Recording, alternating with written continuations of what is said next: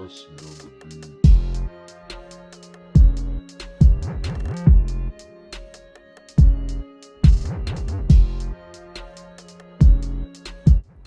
Hey guys, welcome back to Tech For You. Today we're taking a look at macOS Big Sur.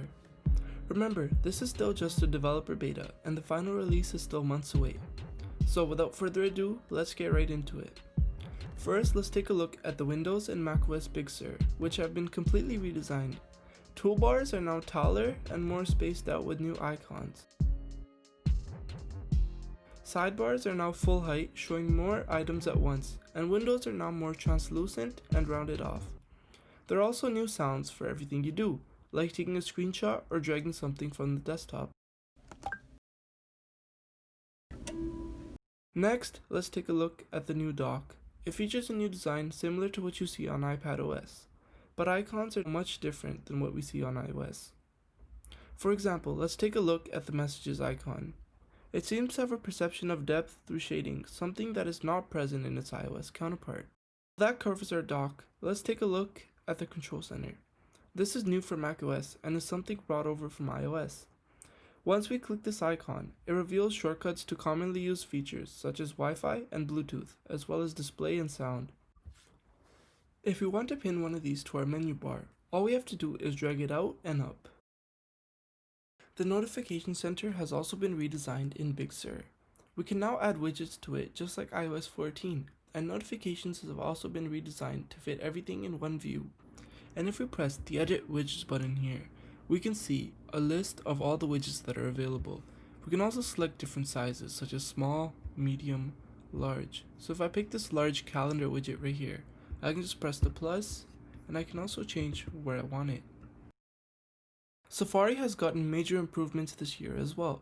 Apple says frequently visited websites can load 50% faster. And we also have a new start page. Here we can use a custom background image and choose what we want to see. Privacy Report shows us what trackers Safari has blocked, and battery life using Safari is now longer compared to Firefox or Chrome.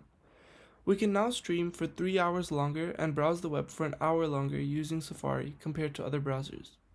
Redesigned tabs let you see more open tabs at once, and you can translate pages directly in Safari, and password monitoring will alert you of data breaches on websites that you have an account set up for. Let's move on now to messages. For a long time, messages has been way behind iOS. macOS Big Sur fixes this with a redesigned messages app using Catalyst. We now get all the features we got with iOS 14, such as pinned conversations, group photos, mentions, as well as inline replies. But we also get a bunch of features like photo picker, Memoji stickers, and messages effects. Maps has a similar story to messages. It was missing a lot of features found on iOS. But now, using Catalyst, we now have a beautiful app that has a lot of new features.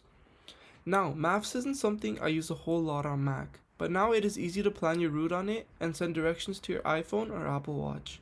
You can now discover places using guides, view streets using lookaround, plan bike rides using cycling directions, and use EV routing to know where chargers are on your route and when you will need to charge.